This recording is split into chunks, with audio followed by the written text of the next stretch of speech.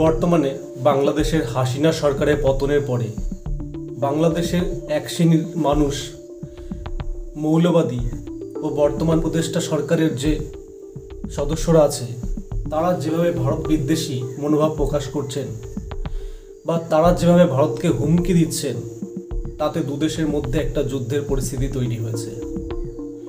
বাংলাদেশের সাধারণ জনগণকে বুঝতে হবে যে বাংলাদেশ অত্যন্ত দরিদ্র এবং গরিব একটি রাষ্ট্র।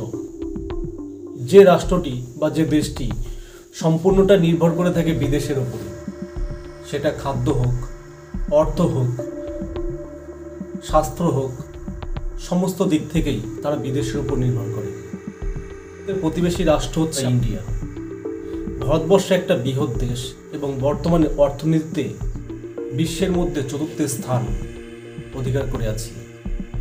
তো সেই দিক থেকে আপনাদের লক্ষ্য রাখা উচিত যে ভারতের সঙ্গে আপনারা যুদ্ধ কী জন্য করবেন।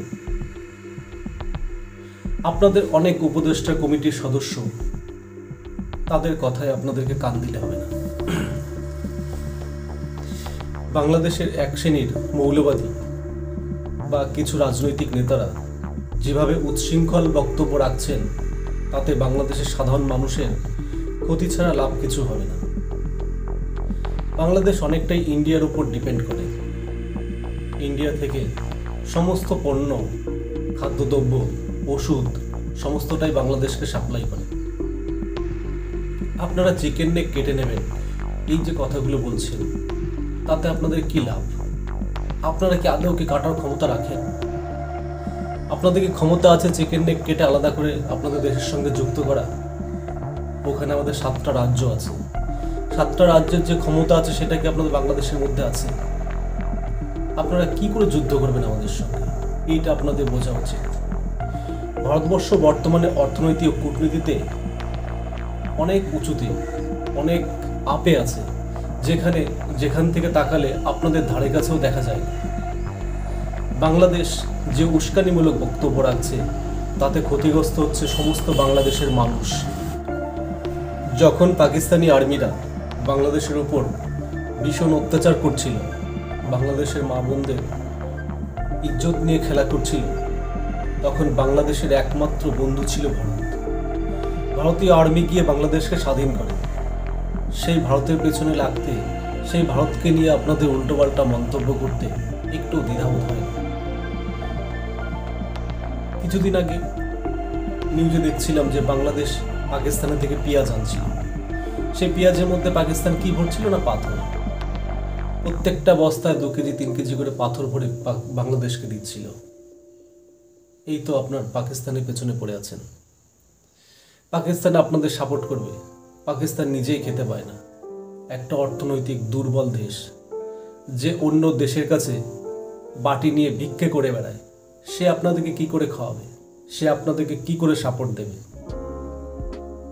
ভারতবর্ষ সবসময় বাংলাদেশকে ছোট ভাইয়ের মতো দেখে, এটা আপনাদের বোঝা উচিত।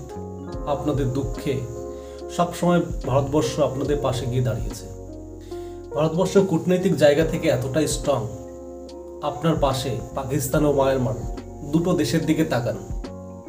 যখন দেখবেন যে পাকিস্তান আপনাকে সাপোর্ট করছে, ভারতের বিরুদ্ধে ষড়যন্ত্র করছে, দেখুন অটোমেটিক আফগানিস্তান পাকিস্তানকে অ্যাটাক করে দিয়েছে। এবার পাকিস্তান আফগানিস্তানকে সামলাবে না আপনাকে সাপোর্ট করবে? আপনি আমাদের 7 সিস্টার কেটে নেবেন, আমাদের 7 সিস্টার দখল করে নেবেন। মায়ানমারের আরাকান আর্মি আপনাদের ঘাড়ের উপর নিঃশ্বাস ফেলছে। যে কোনো সময় চট্টগ্রাম আপনাদের থেকে আলাদা হয়ে যেতে পারে, সেন্ট মার্টিন দ্বীপ আপনাদের থেকে আলাদা হয়ে যেতে পারে। ভারতবর্ষের দিকে চোখ তুলে তাকালে আপনাদের কি সমস্যা হবে সেটা আপনারা ভাবতেও পারেননি। আমরা আপনাদেরকে মেরে দেব, কেটে দেব হুঙ্কার আমরা দেই না। আমাদের কোনো রাজনৈতিকবিদ কিংবা আমাদের সরকার লেভেলে কোনো মন্ত্রী আমলা আপনাদেরকে এসব কথা বলেনি, কারণ আমরা হুমতামে পছন্দ করি না। আপনাদের সঙ্গে রাস্তায় দাঁড়িয়ে আমরা যুদ্ধ করতেও চাই না। আমাদের যে কূটনৈতিক পাওয়ার, যে কূটনৈতিক ক্ষমতা আছে, যে রাজনৈতিকবিদরা আছে, তাদের যে মস্তিষ্ক প্রসূত বুদ্ধি আছে, সেটাই যথেষ্ট। আপনাদেরকে আমরা স্বাধীন করেছি, আপনাদের সঙ্গে কি যুদ্ধ করব? আপনারা কতক্ষণ টিকবেন আমাদের সঙ্গে যুদ্ধ করে? পাকিস্তানের উপর ভরসা করে বসে আছেন। পাকিস্তান নিজের বালুচিস্তান গিলগিট নিয়ে এখন সমস্যায়, কি করে বাঁচাবে?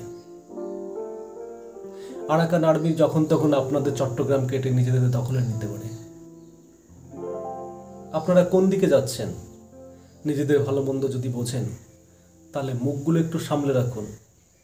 4 দিনে কলকাতা দখল করে নেব, একটা হাস্যকর কথা বলে দিল। আমাদের সরকারের প্রধানমন্ত্রী এখনো কোনো মন্তব্যই করেনি। কেন করবে? যে দেশটাকে আমরা জন্ম দিয়েছি সেই দেশের বিরুদ্ধে কথা বলতে আমরা চাই না। আপনাদের দেশের মধ্যে কিছু আপনাদের উচ্ছৃঙ্খল বা দাঙ্গা লাগানোর চেষ্টা করছে, সেই মানুষগুলোর বিরুদ্ধে আপনারা সচেতন হন, না হলে আপনাদের দেশ ভয়ঙ্কর বিপদের মুখে পড়বে, না খেতে পেয়ে মারা যাবে। ভারত বয়কট যে সোশ্যাল মিডিয়ায় আপনারা করে বেড়াচ্ছেন, আলটিমেটলি সেই চাল আমাদের দেশ থেকেই নিতে হলো।